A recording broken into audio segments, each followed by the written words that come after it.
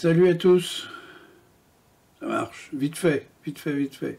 Entre deux plants de tomates que je suis en train de planter, je reviens sur le Laowa. J'avais fait une vidéo dessus. J'ai commandé aux États-Unis des contacteurs d'occasion. J'en ai acheté deux au cas où. Alors, il y avait un triple et puis il y en avait. Alors, je dis d'occasion, je ne sais pas s'ils sont d'occasion parce que ils sont vachement propres. Les pines, on dirait qu'elles n'ont jamais été soudées. Elles sont étamées. J'ai l'impression que ça n'a jamais été soudé, ça. Voilà, je ne sais pas si vous voyez les pines. Hop, hop. C'est vachement propre. Alors, quelques petites astuces sur ces contacteurs. D'abord, je me suis dit, puisque j'en ai maintenant, j'en ai deux d'avance. Celui-là, je peux enlever un des circuits, recouper les axes pour que ça aille bien, etc. Ça, je me le garde de côté, au cas où. Celui qui était défectueux. Voilà, je me suis dit, allez, profitons-en. Je vais l'ouvrir. Donc, je l'ai desserti. Je ne sais pas si vous pouvez... Alors, je vais peut-être vous faire ça au téléphone. Je pourrais peut-être m'approcher un peu plus. Alors, je vous montre ça de peut-être un peu plus près. Donc, je me suis dit, bah, comme j'en ai d'autres là et que je vais pouvoir changer, on va regarder comment c'est foutu. Et voilà comment c'est fait. Il y a deux circuits, l'un sur l'autre. Et il y a un petit axe au milieu avec des contacteurs que vous voyez ici. Vous voyez? Et en tournant, ça fait contact entre chaque pin équivalente, c'est-à-dire entre celle-ci et celle-ci, la 1 et la 1, la 2 et la 2, etc., etc. Voilà comment c'est fait. C'est assez malin. Alors on peut deviner qu'il y a un circuit imprimé en sandwich, hein, qui ramène toutes les pattes sur chaque connecteur ici. Alors on peut voir que j'avais aucune chance de le nettoyer parce que c'est serti. Et on voit les traces noires d'usure dessus.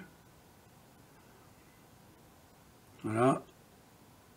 Et je ne pouvais pas mettre de bombe contact là-dedans, hein, c'est clair. Voilà. Donc bah, maintenant qu'on sait comment c'est fait, peut-être c'était voilà de l'autre côté aussi, on voit des traces d'usure. On aurait pu nettoyer, hein. Si c'était démontable, on aurait pu nettoyer. Le problème, c'est que c'est pas démontable. Donc on l'a dans le baba. C'est dommage. Alors on peut peut-être, foutu pour foutu, on peut peut-être dessertir le bazar. Les dessertir, nettoyer, remettre le petit contacteur au milieu, là ici. Essayer de repositionner ça. Remettre les flancs qui sont je ne sais où.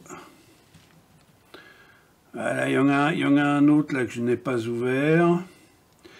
Il faudrait peut-être essayer. Ouais, celui-là, de toute façon, j'ai arraché des pins en le démontant. Donc voilà comment c'est fait. Autre petite astuce. Et là, je me suis posé des questions. Regardez l'axe ici au milieu. Vous voyez tous les petits trous? Alors j'avais acheté des 12 contacts et je n'arrivais à en avoir que 11. Regardez comment c'est fait. Il y a une toute petite pinule ici. Là, au bout de mon ongle là. Vous voyez la pinule là? Qui va déterminer le nombre de tours qu'on va faire. Et il y en avait une en plus qui est... Si j'arrive à l'attraper, voilà. Voilà. Ici, qui étaient enfichés dedans, ce qui fait que je n'avais que 11. Allez, montez ma machine. Je n'avais que 11 contacts au lieu de 12. Donc ce qu'il faut faire, il faut faire sauter le clip là, sortir la bague avec une toute petite bruxelle, enlever une pin et la placer au bon endroit. Et faites gaffe quand vous démontez tout le système, parce que je me retrouvais avec des contacts qui ne marchaient pas dans le bon ordre. Donc quand vous démontez ça, faites bien attention à bien regarder dans quel sens ils sont mis et à ne pas les tourner indépendamment parce qu'après vous allez être dans la merde. Ce qui m'est arrivé, évidemment, j'ai à peu près fait toutes les bêtises, c'est-à-dire qu'au départ, je me suis rendu compte qu'il y avait une pinule en trop, mais je l'avais enlevée au mauvais endroit, ce qui fait que j'avais toujours pas le bon... J'allais trop loin, si vous voulez, dans les contacts. Donc ça marchait pas, enfin bref. J'ai fait un peu toutes les bêtises là-dessus, mais maintenant je sais comment ça marche. Autre chose. Ces contacteurs sont mis sur des cales pour les surélever un peu. Si on regarde ici, vous voyez qu'il y a des cales ici et ici. Là. Donc ne pas oublier les cales et ne pas les perdre non plus. Moi j'en ai perdu une, donc je vais être obligé d'en refaire une. C'est du simple circuit époxy, hein. Mais c'est un peu ballot d'avoir perdu ça, quoi. Hein, Monsieur Camus, faut faire gaffe. J'ai pas dû les voir au départ. Et normalement, je garde bien tout dans un sachet pour rien perdre, des vis, etc. J'avais tout remonté en plus, de toute façon. Et ben, j'ai réussi à perdre une cale. Donc voilà. Donc je vais en refaire une. Je vais refaire une petite cale. Et puis on va ressouder ça. Ben, souhaitez-moi bonne chance. J'espère qu'il n'aura pas de faux de contact. J'espère que tout va bien se passer. Alors, vous voyez, quand on a des trous qui sont bouchés, qu'il n'y a pas assez de soudure, on les recharge avec de la soudure. Et avec un petit peu de tresse à dessouder propre.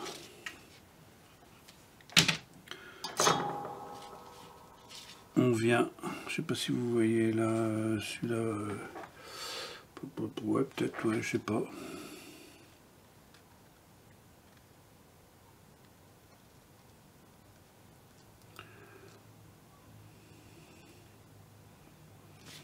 Et ça marche, le trou est.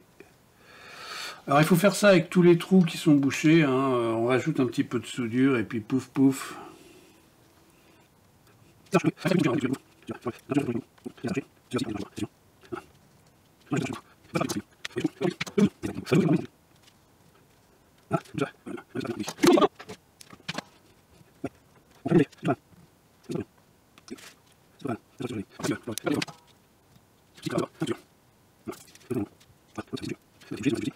Allez, je soude tout et puis je vous reprends.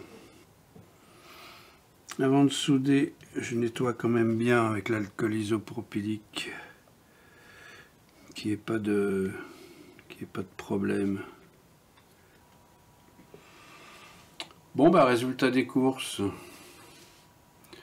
1, 2, 1, 2, 1, 2, 1, 2, 1, 2, 1, 2, 1, 2, 1, 2, 1, 2, ça marche. Ça marche très bien. Alors je l'arsène très vite, hein, ici évidemment, mais mon réglage de gain marche très bien. Hein. Vous voyez, je baisse, hop, là je suis à la limite du... Je suis à la limite du Larsen. Hop là, on va baisser un peu. Alors c'est très... Il y a un putain de niveau. Hein. Donc là-haut marche très bien. Donc voilà, bah écoutez, la commande des connecteurs là aux États-Unis, ça a très bien fonctionné finalement. Hein. C'était un pari gagnant. Paris gagnant. Qu'est-ce que je peux dire d'autre? Bah rien de spécial.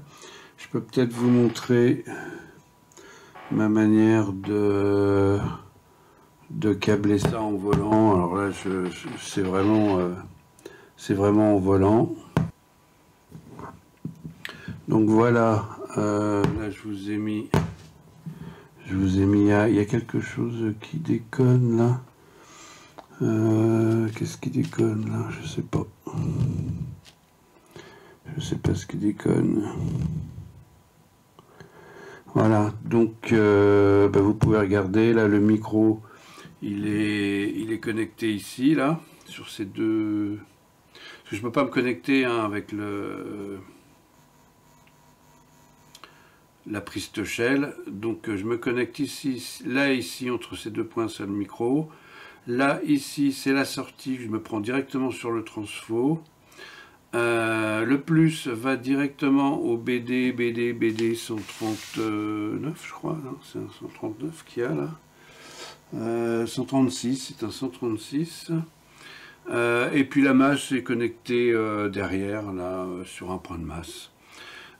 Et la masse par contre audio, et je l'ai prise ici sur le switch Peggle-Tone je crois, ouais c'est celui-là, oui Peggle-Tone, on peut la prendre un peu partout, hein, mais il faut bien regarder sur le schéma, il y a deux masses différentes en fait entre les deux, voilà. Donc écoutez, ça marche très bien.